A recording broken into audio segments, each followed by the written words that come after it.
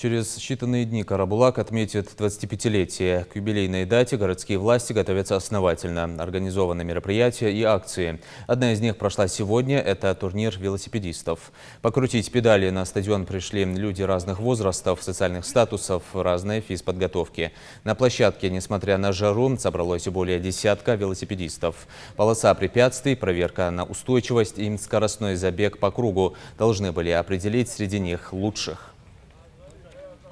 Я приехал сюда, потому что сегодня у нас пробег в День города, и я решил принять участие, так как я житель этого города и хочу победить сегодня.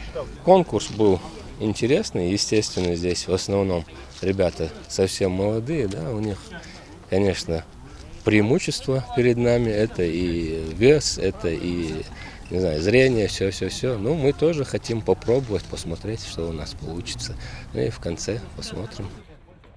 Это не первое мероприятие, приуроченное к 25-летию Карабулака. До этого местные власти организовали для жителей города турнир по мини-футболу на Кубок главы города. В пятницу жителей ждет интеллектуальный квест, а главные праздничные гуляния пройдут 30 числа в Парке Славы. Празднование Дня города у нас состоятся турнир по шахматам и стрельба из лука, если говорить про спортивные мероприятия. А так запланированы еще ряд других культурно-массовых мероприятий. Это концерт, выставка народного творчества, выставка детского рисунка, конкурс стихотворений, вот такие вот планы.